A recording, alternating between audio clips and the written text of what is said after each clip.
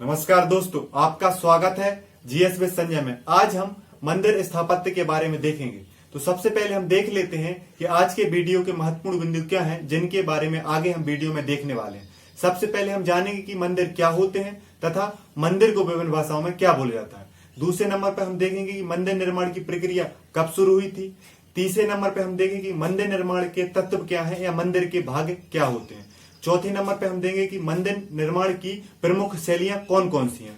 और लास्ट में पांचवें नंबर पे हम देखेंगे कि वर्तमान में जो अयोध्या में राम मंदिर निर्माण शुरू होना है उसका वर्तमान स्वरूप क्या है और उसमें क्या परिवर्तन किए गए हैं। तो आइए सबसे पहले हम देखते हैं कि मंदिर क्या होते हैं तथा मंदिर को विभिन्न भाषाओं में क्या बोला जाता है। तो मंदिर हिंदू, जैन, बौद्ध संस्कृति के उपासना स्थल, देवस्थल, भक्ति के केंद्र तथा धार्मिक स्थान के रूप में मंदिर होते हैं। तथा अगर हम मंदिरों की बात करें तो मंदिर संस्कृत भाषा का शब्द है तथा इसका जो अंग्रेजी रूप है वो टेम्पल होता है। और मंदिर को कन्नड़ में देवस्थानम और गुड़ी बोला जाता है, तमिल में कोविल बोला जाता है और तेलुगु में आलयम बोला जाता है। और साथ में अगर देखें तो मलयालम में क्षेत्रम शब्द का प्रयोग मंदिर के लिए किया जाता है। और मंदिर शब्द का सर्वप्रथम उल्लेख अगर साहित्यिक रूप से अपन देखें तो शतपथ ब्राह्मण ग्रंथ में देखने को मिलता है। और अब हम दूसरे नंबर पर बात करें कि मंदिर निर्माण की प्रक्रिया कब शुरू हुई। जैसा कि हम जानते हैं कि भारतीय संस्कृति हजारों साल पुरानी है, जिसमें ब्राह्मण धर्म या हिंदू धर्म बहुत हजारों साल प्राचीन है। लेकिन शुरू से अगर हिंदू संस्कृति की बात करें तो वह देवताओं का पूजन तो करता आ रहा है, लेकिन मंदिर निर्माण की प्रक्रिया लगभग आज से 1400 या 1500 वर्ष पूर्व लगभग 600 ईस्वी में हुई थी। गुप्त काल में मंदिर निर्माण की व्यवस्थित रूप से शुरुआत गुप्त काल में हुई थी। तो और अगर हम बात करें कि मंदिर निर्माण की व्यवस्थित शुरुआत जो गुप्त काल में हुई थी उसमें उसके कुछ उदाहरण या उसके कुछ मंदिरों के जो वर्तमान में अवशेष हमें मिलते हैं, जैसे झांसी का देवगढ़ का 10 अवतार मंदिर सबसे प्राचीन मंदिर का उदाहरण है। इसी प्रकार जबलपुर में स्थित तिगवा विष्णु का मंदिर भी प्राचीन मंदिर का उदाहरण है। धीरे धीरे गुप्त काल के बाद विभिन्न प्रकार के मंदिर बनाए जाने लगे तथा मंदिर सामाजिक केंद्र के रूप में, धार्मिक केंद्र के रूप में, आर्थिक रूप के केंद्र में सामने आए। मतलब मंदिर में समाज के कार्य जैसे विवाह होता है, धार्मिक कार्य जैसे यज्ञ होता है तथा वहां मेले लगते हैं। आर्थिक कार्य के रूप में वहां पे बाजारों का, मेलाओं का आदि का भी कार्य किया जाता था। यह प्राचीन काल से हो रहा है और वर्तमान में भी आप इस चीज को देख सकते हैं। अगर हम बात करें कि मंदिर के तत्व क्या होते हैं, मतलब जिस प्रकार मानव शरीर के अंग होते हैं उसी प्रकार मंदिर स्थापत्य में मंदिर के भी तत्व होते हैं। मंदिर के कुल 6 तत्व माने गए हैं। अधिक तत्व भी होते हैं लेकिन मुख्य रूप से 6 तत्व होते हैं। तो सबसे पहला तत्व होता है मंदिर का अधिष्ठान, जो चबूतरा या आधार कहलाता है, जिस पर मंदिर को बनाया जाता है। एक प्रकार से जो मंदिर का आधार होता है उसे अधिष्ठान शब्द प्रयोग किया जाता है। दूसरे नंबर पर होता है गर्भगृह, जहां पे मुख्य देवता की मूर्ति रखी जाती है, वो गर्भगृह होता है। तीसरे नंबर पर होता है शिखर, जो गर्भगृह के ऊपर जो इस तरह के त्रिभुजाकार जो आकार बनता है उसे शिखर बोला जाता है। एवं इस शिखर के ऊपर जो गोल जहां पे कलश रखा जाता है या झंडा लगाया जाता है उसे शीर्ष बोला जाता है। और जो मुख्य द्वार होता है, प्रवेश द्वार होता है, उसे गोपुरम शब्द का प्रयोग किया जाता है। तो गोपुरम क्या होता है? मुख्य द्वार। साथ में मुख्य द्वार से जो मंदिर को चारों तरफ से जिस दीवार से ढका जाता है उसे परकोटा बोला जाता है। तो हम अगर मंदिर के तत्व या मंदिर के अंग की बात करें तो सबसे पहले अपन ने देखा अधिष्ठान, दूसरे नंबर पे होता है गर्भगृह जो मंदिर का सबसे पवित्र स्थान है, तीसरे नंबर पे होता है शिखर, चौथे नंबर पे होता है शीर्ष, पांचवें नंबर पे मुख्य द्वार को गोपुरम बोला जाता है और छठवें नंबर पर जो उसकी बाउंड्री होती है, जो दीवार होती है जिससे मंदिर को बंद किया जाता है, उसे अपन परकोटा बोला जाता है। तो यह मंदिर के तत्व होते हैं। अब अगर हम बात करें कि मंदिर निर्माण की शैलियां क्या है, क्योंकि आपको पता है कि भारत विविधता वाला देश है। भारत में अनेक भाषा के लोग रहते हैं, अनेक क्षेत्रों में भारत विभाजित है। यहाँ पे विभिन्न भाषाओं वाले, विभिन्न संस्कृतियों वाले और रहन सहन वाले लोग रहते हैं। तो अलग अलग क्षेत्र में अलग अलग शैलियों के मंदिर निर्माण हुए, जिनमें 3 शैलियां प्रमुख हैं। उत्तर भारत में नागर शैली, मध्य भारत में बेसर शैली और दक्षिण भारत में द्रविड़ शैली प्रमुख रूप से अपनी पहचान रखती है। तो हम सबसे पहले देखते हैं कि नागर शैली क्या है। नागर शैली जिसका विस्तार हम देखते हैं हिमालय से लेके विंध्य पर्वत तक, मतलब उत्तर भारत वाले क्षेत्र में नागर शैली का विस्तार है। नागर शैली के मंदिर छोटे होते हैं, किसकी तुलना में? द्रविड़ शैली या दक्षिण भारत के मंदिरों की तुलना में। यहां पर आवश्यक रूप से अधिष्ठान या चबूतरे पर ही मंदिर को बनाया जाता। नागर शैली में गर्भगृह वर्गाकार होता है या चतुष्कोणीय होता है। अगर हम बात करें नागर शैली में, जो नागर शैली का जो शिखर होता है वो रेखीय होता है तथा शीर्ष पर कलश लगाया जाता है। शीर्ष पर क्या लगाया जाता है? कलश लगाया जाता है। इधर पे अगर हम बात करें कि जो गोपुरम और जो परकोटा है वो इसकी आवश्यक वस्तु नहीं है, मतलब नागर शैली के मंदिर आपको उस तरीके से नहीं मिलेंगे, उनके बाउंड्री से ढका जाता है या बहुत विशाल गोपुरम या प्रवेश द्वार बनाया जाता है। उत्तर भारत के आप जो मंदिरों में जाएंगे तो वहां पे ये विशेषता आपको देखने नहीं मिलेगी, जबकि दक्षिण भारत के मंदिरों में बहुत विशाल द्वार और बाउंड्री से उनको ढका जाता है, ये उसकी आवश्यक विशेषता हो जाती है। अगर हम नागर शैली के मंदिर या उत्तर भारत में जो बने कुछ प्रसिद्ध मंदिर हैं जो नागर शैली में बने हैं उनके उदाहरण देखें तो सबसे पहले खजुराहो के मंदिर, जिसमें कंदरिया महादेव मंदिर है, उड़ीसा का कोणार्क सूर्य मंदिर है ना, साथ में अगर अपन बात करें तो जगन्नाथपुरी का जो उड़ीसा में स्थित है वो मंदिर, साथ में जैन मंदिर दिलवाड़ा का जैन मंदिर जो माउंट आबू पर्वत पर राजस्थान में स्थित है, ये सारे नागर शैली में निर्मित हैं। अगर अब हम बात करें दूसरी शैली जिसे अपन द्रविड़ शैली बोलते हैं, दक्षिण भारत की शैली है, यह कृष्णा नदी घाटी से लेके पूरे दक्षिण भारत में इसका विस्तार मिलता है और जो प्राचीन राजवंश जैसे पल्लव हुए, चोल हुए, इन राजवंशों ने इसको संरक्षण दिया है। द्रविड़ शैली के मंदिर विशाल होते हैं तथा अगर इसकी हम बात करें तो इसमें अधिष्ठान जरूरी नहीं होता, मतलब इसमें उस प्रकार का चबूतरा या आधार नहीं बनाया जाता जिस प्रकार का नागर शैली में बनाया जाता है।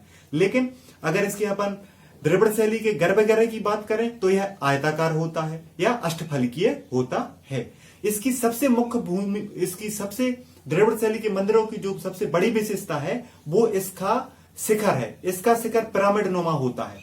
अगर आप किसी साउथ के मंदिर को देखेंगे, जो आप कई साउथ की फिल्मों में आपने देखा तो जो पिरामिड नुमा शिखर बहुत ऊंचा होता है, मतलब इसका जितना गर्भगृह होता है उसके लगभग 4 गुना इसका शिखर होता है। इसके शिखर की ऊंचाई बहुत अधिक होती है और यह पिरामिड नुमा होता है और शिखर के ऊपर स्तूपिका होती है, आयताकार रूप में स्तूपिका होती है। मतलब जो नागर शैली में जहां पे कलश रखा जाता है वहां पे इस पे स्तूपिका को रखा जाता है।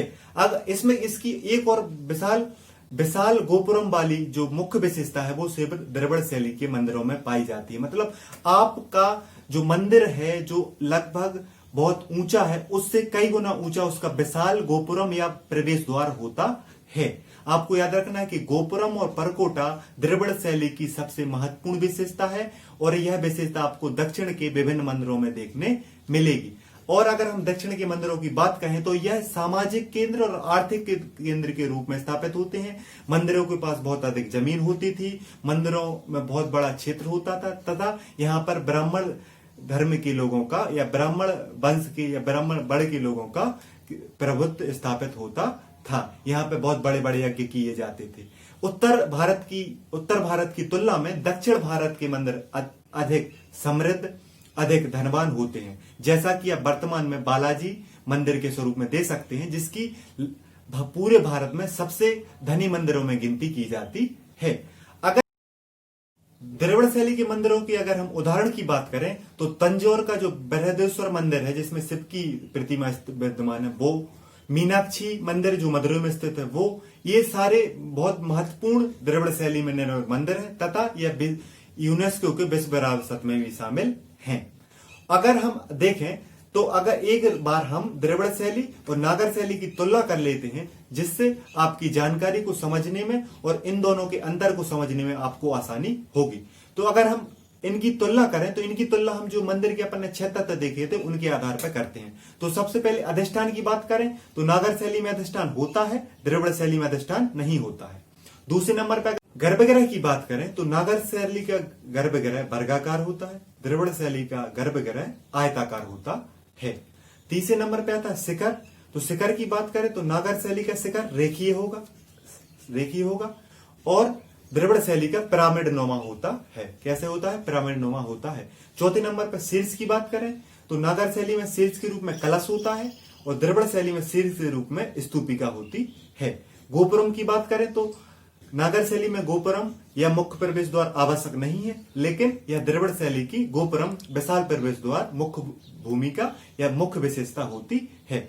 अंतिम बात करें परकोटा की तो नागर शैली में परकोटा या बाउंड्री से मंदिर को ढका होना आवश्यक नहीं है, लेकिन दक्षिण भारत के जो मंदिर हैं वो परकोटा या चारों तरफ से दीवार से ढके होते थे, क्योंकि ये आर्थिक केंद्र के रूप में काम कर रहे हैं तो उनके जो धन की या संपत्ति की सुरक्षा वो आवश्यक हो जाती है। तो इस प्रकार हमने इन दोनों के अंतर को देख लिया। तो अपन ने जो नागर शैली और द्रविड़ शैली की विशेषताएं देखी, इन दो विशेषताओं का मिक्सअप जो होता है, जो मिक्सचर होता है, वह बेसर शैली में आपको दिखाई देता है। और यह कृष्णा नदी घाटी से लेके जो विंध्य पर्वत का जो बीच का क्षेत्र है, जिसमें तेलंगाना, आंध्र प्रदेश, उड़ीसा वाला, छत्तीसगढ़ वाला भाग आता है, इसमें बेसर शैली के मंदिर बने हैं। और बेसर शैली में द्रविड़ शैली के और नागर शैली के दोनों के गुण पाए जाते हैं। मतलब अगर आप नागर शैली के मंदिर में आपने उसमें गोपुरम भी बना दिया, उसमें आपने परकोटा भी बना दिया और साथ में आपने इधर वर्गाकार उसका गर्भ वगैरह रखा और अधिष्ठान पे मंदिर का निर्माण किया, तो यह बेसर शैली का उदाहरण हो जाएगा।